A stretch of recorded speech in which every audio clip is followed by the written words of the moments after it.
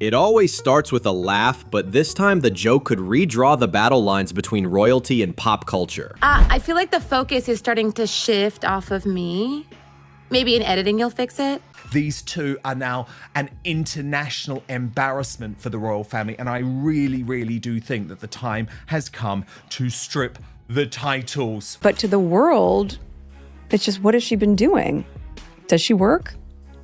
As opposed to, oh my gosh, I work so hard. That's fine, I'll go it alone. Just like Meghan Markle and Prince Harry. Prince Harry, though, has become the punchline of a Saturday Night Live joke. Let's have a look. NBC has announced plans for a spin-off to the hit series Suits, which will be set in Los Angeles. It will focus on Meghan Markle's character's struggle to balance her legal career while also caring for an unemployed immigrant. You've lived a life with the royal family, you've had everything handed to you, but you say your life has been hard, and now you've written all about it in your new book, When? Yes, that's right, friend. You see, my wife and I are totally like, you should write a book because your family's like stupid, and then so are like journalists. This might be the smallest palace I've ever been in. An apartment. Dad, do you have any cash for a cab? Oh, look, Grandma's on the money. I never noticed that before. So you hate journalists. That's right. And now you wrote a book that reports on the lives of the royal family. Right. So you're a journalist. By the way, I love your Luke. Sorry, what's that? Your Luke. You look amazing. Your Luke. My Luke. My Luke. My look. She likes my Luke. 2 years after South Park's worldwide privacy tour turned Prince Harry and Meghan into global punchlines, rumor has it Trey Parker and Matt Stone are sharpening their pencils for a sequel. One aimed squarely at Meghan's now famous baby mama dance. Meghan, she's an American celebrity, so I can kind of forgive her for it. It's definitely her idea. She's like, Prince Harry is a prince of the realm. You imagine the centuries of history and tradition in this country, the respectful organisations that he was or is an ambassador of, the military, and you're behaving like that and happy to release it in public. I mean, it's just so demeaning. Yep, she's a narcissist and he's quite thick. Trying to make ourselves into a brand just turned us into products. We don't need to be a brand, do we? Babe, time to do our daily $250,000 sponsored Instagram post for Del Taco. I shouldn't have left the made-up nonsense. Back by changing our brand. All right, and I do see you're in our database, but you didn't first get help at this Cumhammer location? No, my wife went to one in California as a child. Ah, okay, then you must be in the national system. Oh yeah, is this you? Sorority girl, actress, influencer, victim.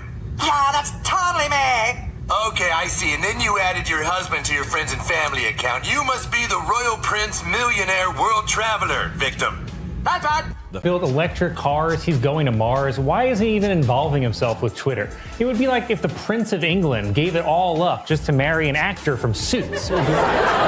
If that animated roast really drops, the couple's carefully crafted brand may be forced into the fight of its life. Before we dive into the backstage scramble, do me a favor, tap that like button right now if you remember the first episode's chaos. Your support keeps these deep dives coming, and trust me, you'll want front row seats for the fallout that's hurtling toward Montecito like a runaway cartoon anvil. Rewind to February 2023. South Park's spoof of a redheaded prince and a duchess marching through talk shows demanding privacy exploded across every screen on Earth. Late night hosts replayed the clip on loop. Tabloids milked it for weeks. The Sussexes issued no lawsuit, no official complaint, no statement at all, and yet the silence felt deafening because to millions of viewers, the silence sounded exactly like surrender. What that episode really did was lodge a permanent image in pop culture. Harry as the well-meaning but clueless royal, Meghan as the selfie-savvy mastermind. For the first time, the couple's polished Netflix doc was competing against a 4-minute cartoon and losing. Sponsors noticed, palace insiders noticed, even die-hard fans admitted the satire had teeth. Fast forward to June 4th, 2025, Lilibet's 4th birthday. Meghan posts a 30-second reel from the family archives. Fluorescent lights, a labor ward corridor, Meghan in hospital socks and a loose gown breaking into an exuberant twerk, belly out front while Harry awkwardly bops in the back. Within minutes, the reel is everywhere. Supporters celebrate a mother's unfiltered joy, critics call it crass, claiming a duchess shouldn't treat childbirth like a TikTok challenge. By nightfall, conspiracy forums resurrect the pillow bump theory. The claim, debunked but never quite killed, that Meghan used a surrogate and a prosthetic belly. The dance clip, they insist, proves everything was staged. Common threads metastasize. Was the lighting too perfect? Were the camera angles rehearsed? Why did a hospital corridor look like a studio set? Enter the leak. Industry gossip blogs whisper that South Park writers have already sketched a new segment titled Respect Our Pregnancy, set for season 27. The alleged premise, Meghan choreographs a hospital twerk fest while an animated Harry fusses with ring lights, pleading for more authentic empowerment. No confirmation from Comedy Central, but Parker and Stone's trademark smirk in recent interviews hasn't calmed nerves. Leak number 2 stokes the fire. Storyboards reportedly show the cartoon bump bouncing in slow motion with a flashing subtitle, Scripted Moment. Another panel features studio boss Cartman Kennedy waving a clipboard and barking, "Cue the tears, sparkle!" If true, the skit doesn't merely mock a dance video, it pokes straight at the accusation that everything the Sussexes share is pre-planned performance. Inside Montecito, the mood shifts to DEFCON 2. At dawn, aides schedule daily Zoom calls with PR lawyers from both coasts. They scour case law for any sliver of leverage. Defamation won't stick, parody is protected, emotional distress rarely trumps free speech. A junior associate suggests citing prenatal harassment. The senior partner sighs, no precedent, no chance. Every legal door slams shut before lunch. The couple's comms chief proposes a stern statement condemning misogynistic humor. Another advisor warns that framing the joke as anti-woman invites a broader backlash. Critics will accuse Meghan of weaponizing feminism to dodge satire. Harry listens, sipping coffee, phone buzzing in his hand. He mutters that they're arguing adjectives while an animation desk gleefully inks new jabs. That sense of helplessness grows when palace aides across the Atlantic circulate a single-sentence brief.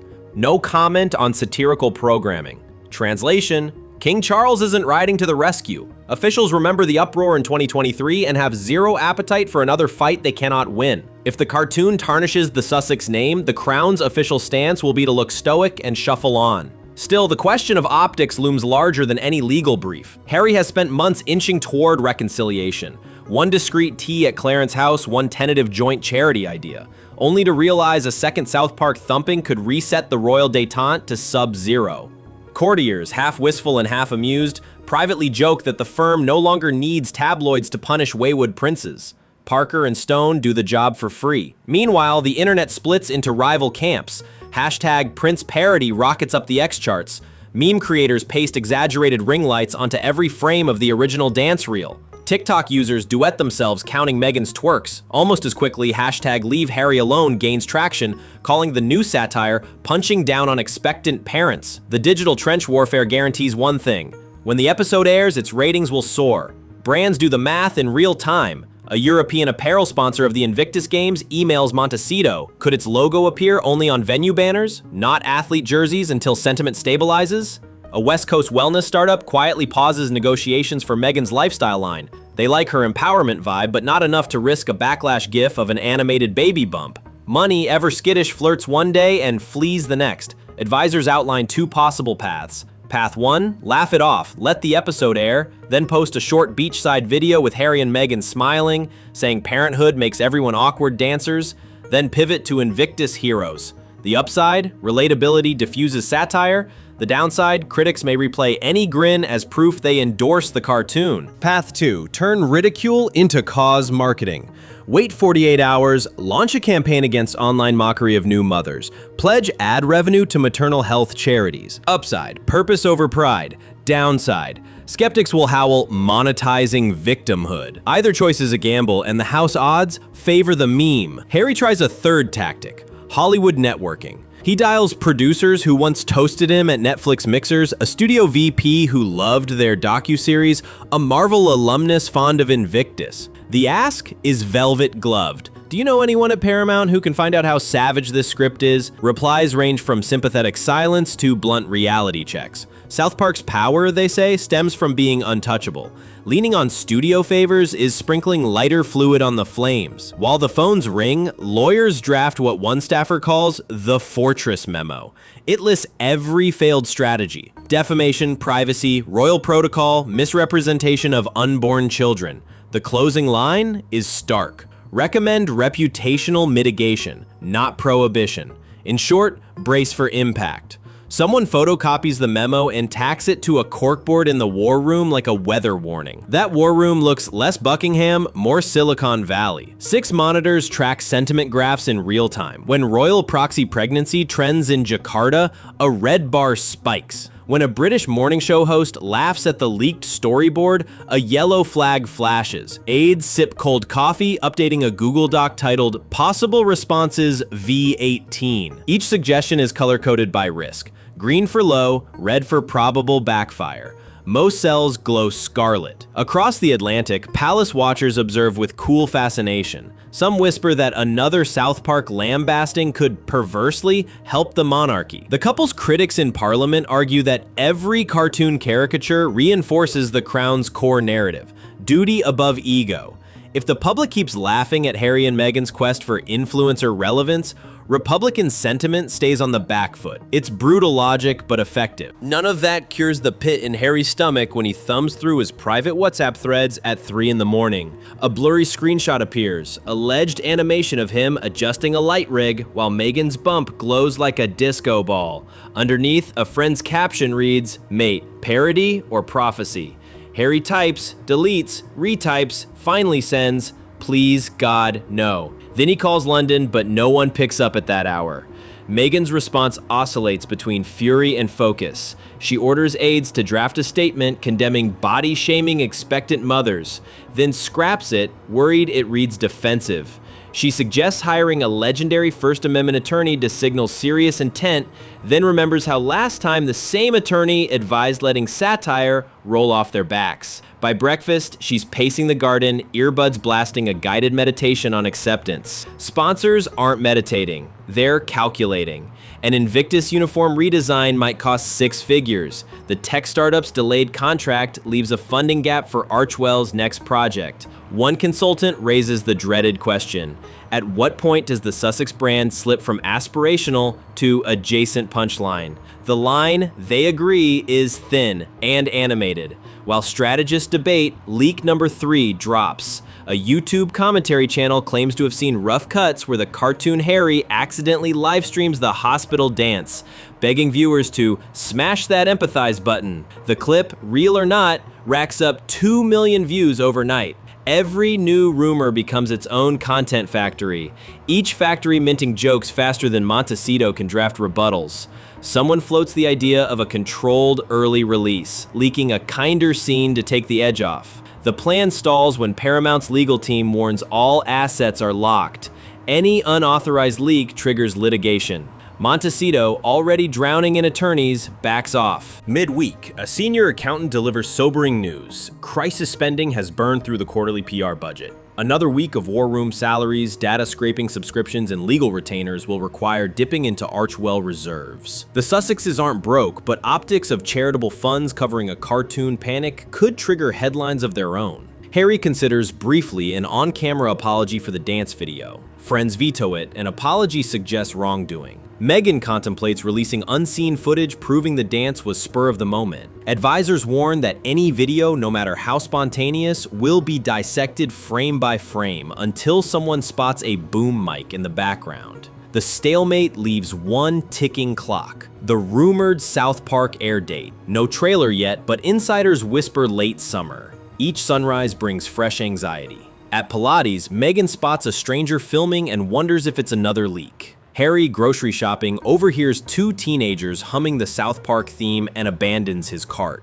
Even innocent moments feel rigged with laugh track landmines. Behind palace walls, courtiers finalize contingency answers. Will the king strip titles if the parody is vulgar? No comment. Does the crown sympathize with Meghan's maternity message? The royal household does not respond to satire. The blandness is strategic. Neutrality starves the fire of oxygen. But neutrality can't mute social media. 2 weeks after the leak, the top meme on TikTok is a mashup of Meghan's dance reel with Cartman yelling, "Respect my privacy, I'm crowning." It garners 10 million likes in 48 hours. A brand safety dashboard flags the phrase crowing as a potential issue for baby product advertisers. One by one, partnerships freeze. Crisis consultants meet again and circle back to the same grim truth. No plan survives contact with Parker and Stone. The only controllable variable is the couple's reaction. A stiff upper lip invites less mileage than a feudal fight. Yet silence also risks cementing the cartoon as canon.